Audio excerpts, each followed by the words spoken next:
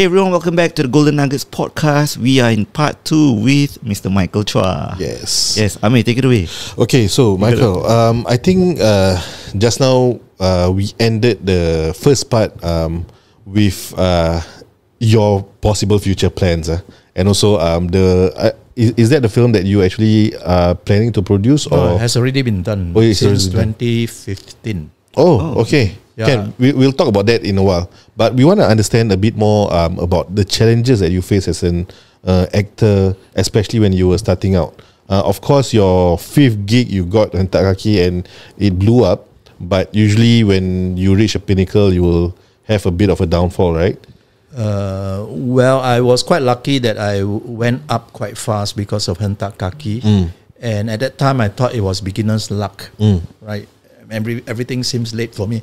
And then 2 years later, another film also won the best film and best a lot of stuff, including best actor.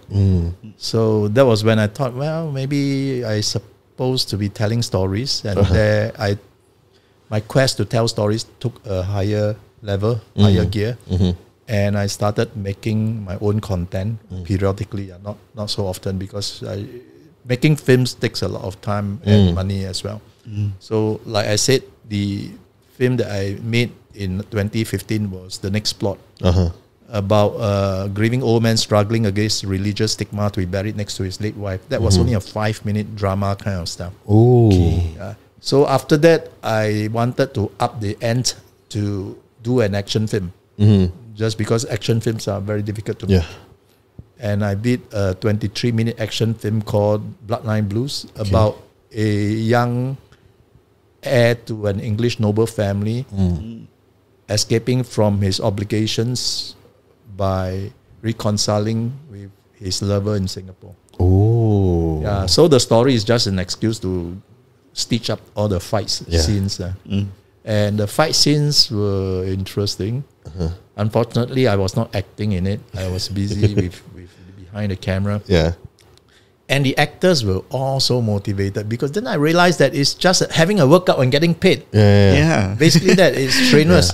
You don't have to be a martial art expert unless the film is specifically about a certain martial art. You just need to be fit. You have to be fit. You cannot fight halfway. I cannot already. Cannot. Wow, I sure scold you. Do you have like choreographer for this? Yes. We have choreographers, and the action footages have to be what you call high coverage. You need to take a lot of angles and make sure that there's continuity in the action. Say, suppose in one shot, I'm hit here, I turn here, and my head stop here. Another shot, hit, turn, bounce back. One of them cannot be used. Right. So continuity is important. Fitness is important. High coverage is important. So you take more than you need. So I think a normal action scene would take 4 times as much time as, say, a lovey-dovey romantic scene, having dinner with a girlfriend or something like that. Right? About 4 times. Oh, wow. So that is a challenge that you face in terms of production. What about you generally being an actor, screenwriter, and also producer? You as an individual, what kind of challenges that you actually face in this career? One has to keep reinventing oneself, I think, because they might get sick with even if you're very hot, right? You get bored with the way you talk, the way you act, the way you get into emotions. And all. So you have to keep thinking, what value am I bringing to the director, to the story, to the audience? That is quite a challenge. Finding gigs, economies go up and down, and when times are bad, there are more people chasing after the same number of gigs. Third, you must be very street smart. You must be in the good books of most people, but at the same time, do not be a floor mat. Don't say, okay lah, I'm nice. Okay, you punch me, punch some more. No. You got to know how to avoid some of these situations, not to be a doormat. Be always very cooperative and pleasant, but you got to be keeping your dignity there as well. Plenty of golden nuggets there. I mean, the first point when you mentioned about reinventing yourself, I think that is, I mean, that's really profound because I don't know if you know the Twilight actor, the one who became a werewolf. I can't remember what's his name. Taylor Lautner. Yeah, Taylor Lautner. Right, yeah. I think Twilight was the only movie that he was actually kind of like blew up in, and then he acted in 2 or 3 small movies. Then after that, he kind of disappeared. Fizzled, yeah. But they say it's because like in Twilight itself, his age, or perhaps the reason why he is actually like highly sought after at that point of time was because he was young, good looking, have a nice body, but that can only take you so far, because there's always people who tend to look much more nicer than you in the years to come. So you mentioning about reinventing yourself, I think that's really important. For you personally, how much have you reinvented yourself throughout your career in this industry? When I started, I know I have nothing to lose to get into bad roles, like bad guy roles, right? I keep a beard, and for me, when I keep a beard, not like you, you keep a beard, you look very handsome. But when I keep a beard, I look like one of really nasty gangster. Okay. So I did that, and I got those gangster roles, I got those fierce roles and all that. And that was okay because I was starting off, right? And further, I didn't want to play bad guy roles too much. If I play a bad guy role now, it still has to be a nice guy, bad guy kind of thing. Okay. Because if you are a really notorious character on screen, you don't get advertisement for good products, you know. What can you sell, right? Yeah, true. I mean, if somebody is going to have an ambassador for a bank, they won't get a bad guy. Yeah. He's not a bad guy in real person, but he acted portrays as a bad character. Yeah, that wouldn't fit in well with the public perception. And also the third point you mentioned is about constantly having to find gigs, right?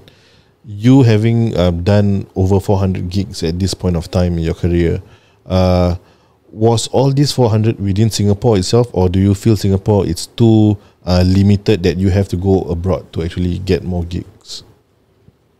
A lot of them are in Singapore. Those that were abroad also were linked to Singapore productions. Oh, okay. Yeah, so I would like to have more connections overseas, probably through a good manager. Yeah. In Singapore, the need for a manager is less acute. Okay. But overseas, I cannot keep up with the world, right? Yeah. I mean, although nowadays on LinkedIn and all that, we do have contacts with other producers and all that. Yeah, but that would be ideal. But films are culture bound. Yeah. So even if I speak Mandarin very well, the way I pronounce, express, and the accents will be slightly different from maybe South China. I can get away with it, but North China, definitely the way they talk is different. Their attitude is different. They grew up in cold weather. So certain twitch of the body is different, right? We never have to feel cold except in aircon. Now that you mention it, I just watched a Taiwanese show. The Mandarin is like different. The accent, like the way they say. Yes, it's different. The accent definitely different. So to if I want to get out there, I have to really mimic them. Yeah. And first of all, is to be natural in the language. And Singapore, we are all Southern Chinese. We speak Hokkien, Cantonese, Teochew, and then that is demolished by the government because they want to standardize it to Mandarin. Then we hastily put together Mandarin that we learn in classrooms. And it is spoken with a mix of English vocabulary and Malay words. So it's very different. We really have to learn to start from deconstruct and reconstruct again the language abilities in Mandarin. Okay. Abroad, where exactly have you gotten some gigs? Guangzhou, and that time they allowed me to speak some Cantonese. Okay. So that's natural for me. So I did Cantonese, and then Indonesia. Okay. But Indonesia, that one was English. It was an Australian production. Oh. So that was okay. You didn't get to speak Bahasa? No, they didn't have a single Bahasa. I don't think. For that film. Yeah, some of this production, they are not really realistic. Yeah. even the set and props and all that look a bit fairy tale. Okay. These days is different. The standard is a lot higher these days. For instance, in Hollywood movies, Chinese, that everything everywhere all at once, right? Yeah. Those days is that they will speak some Mandarin and after that everything English. Yeah. Yes. But that film, they actually intersperse it quite naturally. And that's what we hear normally, even in America, right? Where most people speak English, you still see them mixing a few Chinese words here and there. It's normal. Yeah. So the production value and quality is going towards this kind of standard. Whereas then, I get away with speaking English in Indonesia, film, and not natural. Okay. I mean, I can speak some Malay, not very good, but then it's understandable. If I'm Chinese, you can write me in as a Singapore Chinese that go into live in Jakarta and speak some broken Malay. That's understandable, believable, right? Yes. Yeah. But they didn't do it. I think these days all has to be very believable because the competition is realistic. A lot higher. I think I mean, because we are content creators, and I think that is what we realize. Like even when we use AI, it doesn't really go as well as compared to something that is really realistic and something that is documented as compared to something that is scripted. What about financially, the challenges that you face financially? Like, is this a lucrative industry for someone to be able to consider? Lucrative for the 0.0001%. The rest of us have to be lucky. I'm quite lucky. I think from acting I can survive, but barely. So I have other things to do, like tech consulting and teaching. Okay. Yeah. If I have a daughter, which I don't have a daughter, thank God. And if she comes back with a boyfriend and say that, oh, this is my boyfriend, he's an actor, I'll say, go and get a real job. You know, I will start worrying for my daughter if the boyfriend is an actor. Right? Okay, that's interesting. I mean, coming from you, it's really interesting because coming from me, especially because I know what goes on in the industry, right? Okay, and do you think if they were to have the grit like you, to be able to really seek out for, you know, up to 400 different gigs, if they have that kind of resilience, would you even consider them as a son-in-law? I mean, hypothetically. I think hypothetically now, I have gone through the industry and I've cast a lot of people as well because I've been behind the camera. I think I can pick up who can make it and who cannot. This podcast is brought to you by Reka Studio. If you are struggling with creating content because you have no time, you don't know how to, and you are lacking of ideas, this is for you. For just $1, here's how Reka Studio can create 8 reels for you for 1 whole month. And the best part is, it'll only take 3 hours of your time. First, the Reka team researches your industry and creates a custom content guide, including everything from the best SEO keywords, top videos in your niche, and the best topics for you to speak on to connect with your audience. Secondly, we have a recording process that allows us to record high quality videos that looks professional and it'll only take minutes to set up. Thirdly, our team handles all the editing, so each video holds your audience attention while still being authentic. Fourth, our team will schedule the post to your selected platforms on autopilot. And the best part is, all this for just $1 to get you started. We can only slot in 5 more clients, so visit tgnpodcast.com/Reka to find out more. Terms and conditions apply. Nuggets, back to the episode. Behind the camera, I think I can pick up who can make it and who cannot. I'm quite good now. I'm like the first director who got me. So whenever I see somebody who really got it, I tell them I'm returning the goodness that she has given me. I paid forward now. And I'll tell them that, look, you're really good. Why you're really good. And I now can even break it down to why you're good. Because now I teach acting. I can break down stuff to him. Okay. With 400 gigs, right, in 10 years, that's about 40 gigs a year. Do you like remember all of that? No, I don't. And the scary thing is sometimes I meet a fan and I think some of them are autistic. Okay. And they can remember my lines. Wow. They remember my lines, they remember the film, they remember my character, and they reminded me, it took me some time. That's the film. Quite amazing. I can't remember everything. Otherwise, I will have personality problems because it's quite a big range of characters. Yeah, different characters. I've acted as a murderer, assassin, a madman, a dementia man. So I'm glad I don't remember everything so clearly. Okay. So you mentioned about how in this industry, if you're not the 0.0001%, this is something where you can actually barely live by. For you personally, what other jobs aside from your IT consulting that you actually do to be able to sustain in this industry for 10 years, is it? Yeah, for 14 years now. 14 years, okay. I do information security consulting. I do teaching. I used to teach technology. Now I teach acting and media. Ooh. What else do I do? That's all really. Okay. And those are thankfully pay a lot more. Yeah. Okay. Previously you teach IT, but now you teach media, acting in media. How do you actually got that particular job? By knowing the right people. Yeah, very thankful. I really thank him. I'm going to buy him lunch, I think. I'm put it on record now. I'm going to buy him lunch. That he has brought me a job which I thought I will not be able to teach because I don't have a master's degree in drama or media science, right? Or film studies. But based on my experience, they took me in on the good faith that my industry experience is very important. So I'm really grateful for that.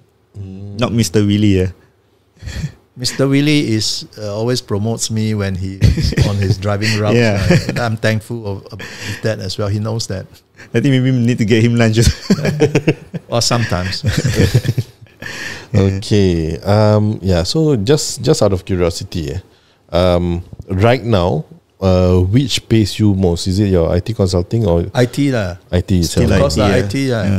Okay. Teaching, you're not. Wow, you're producing future brains lah. But you're, how do I say? It's less stressful teaching. Especially teaching media is fun, man. How can it be stressful if it's fun? It's so much fun. I want to teach more, actually. IT, sometimes it can be laborious. I wouldn't say it's stressful. It's laborious because in a class of 36 students and then it's a programming class, you get 10 hands put up in the air. Sir, help me, my program doesn't work. You're helping 10 or 20 people debug their programs and all stupid mistakes. But I mean, now you can tell them to use ChatGPT lah. Cannot lah. Sometimes it doesn't work. No, you can ask ChatGPT to generate a program and then you test it. You can do that. But if I ask you to program from scratch and you make mistake, I have to help you to debug it. And for IT class, you're helping debugging. How fun is that? It's not fun, right? It's picking a needle off a haystack. Whereas in acting, I'll be telling them like, look, you really have to believe, right? Don't stress yourself out that you need to cry. You really have to believe. Once you believe, the crying will come. Then you start fine-tuning them. No? Say, the way you sit, so positive, how to cry. Right? Physical from outside to inside.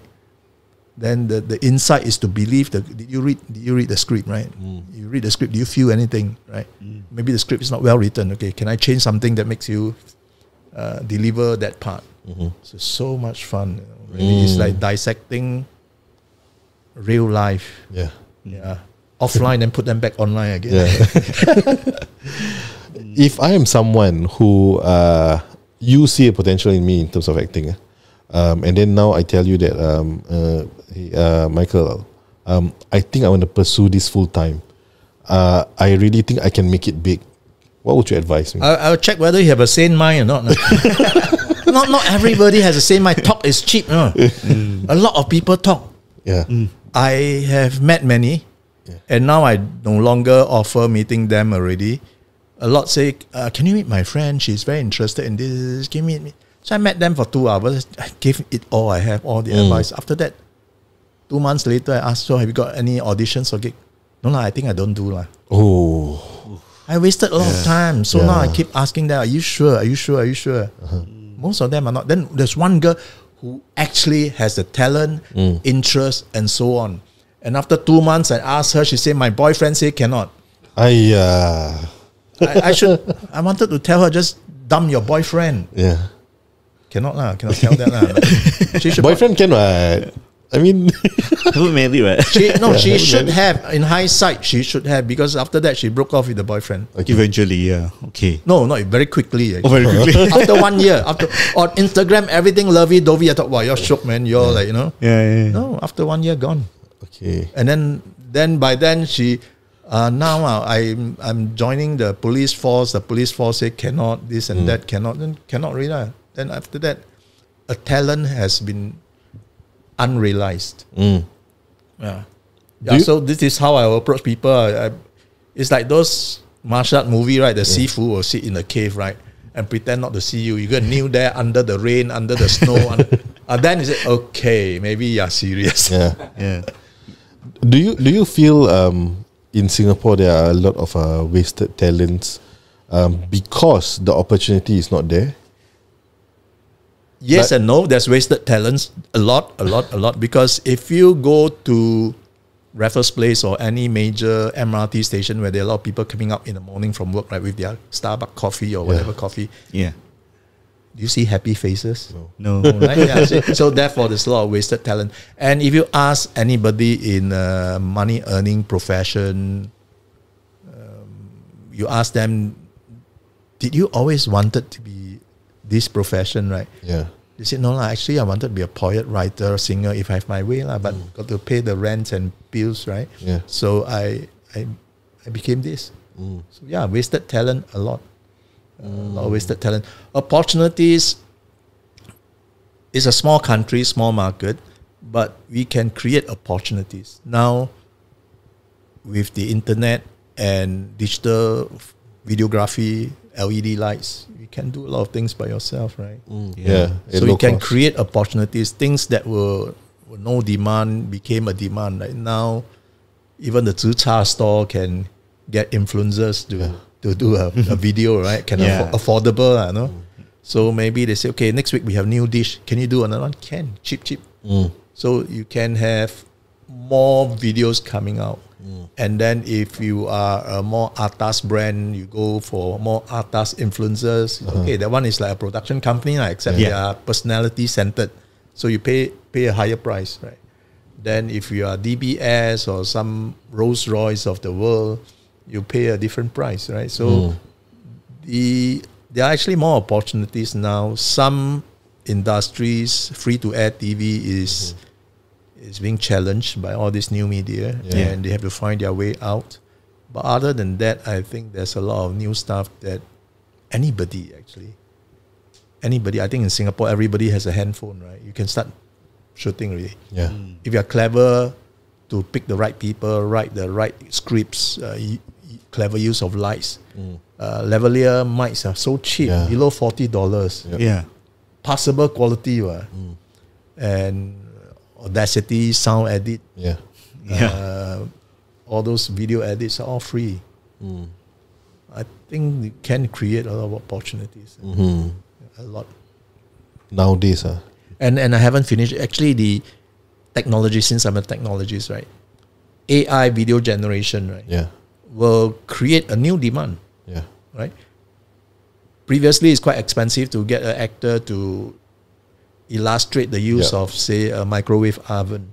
Now, who needs no emotions needed? Microwave oven. You generate that, and the technology be ready very soon. That you can generate that. Will that take jobs away from human beings? Yes, the lousy human beings, the lousy actors. You never have emotions anyway. Right? I get a robot to do it now. But you have emotions, you get more demand, right? And then technology can help you get more work. Because previously, say a story about a young man 20 years old to 60 years old, you need 2 actors, right? Now you can have 1 actor. Thanks to AI, they can make you look young, look old, not handsome enough, never mind. They make you handsome, right? So I think there can be more opportunities, looking from the bright side. Maybe just to add on to that, I think I totally agree with whatever you just said. There's actually this Africa, one of the African countries, this group of boys actually created an action movie. Right, and then the action movie was entirely created using a 10-year-old Samsung smartphone 10 years ago, from 10 years ago, and they edited everything on CapCut, which is a free software, and they get recognition. Even Marvel recognized them for creating a superhero movie, all using all the effects and everything that you can find online. So some people are damn good. Some, I mean, talent is innate. Yes. So maybe the question we should ask is, are we bringing this talent out of these people effectively and efficiently? Right. And whether the cost of living and societal attitudes, people like me, whether will encourage other people to go into the field. I think in some art schools, I wouldn't name it, the attrition rate quite high. In a way, because at that age they don't really know what they want. Right. I can sing in my class. I sing the best. So everybody asks me to sing for them. I feel shook. So I go to a art school. Then at that time, I met my class. Everybody can sing. So I'm no longer the best. So then at that age, maybe 18, 19, you start thinking, really, should I want to be a singer or an actor? Did I choose that path because of ego or because I'm really good and loving it, right? So the attitude starts changing. And then the girlfriend brought him back to see the parents, and the parents says nasty things to him, and then, that's it. I'm going to be an investment banker. Wow. That's interesting. Oh, this is pretty heavy for part 2. Yeah, that's why. A lot of things for you guys to think about. But I think we're going to end part 2 right now. Do you have any questions? No. Okay, we're going to end part 2. And then we're going to move on to part 3. See you guys in the next one. Bye-bye.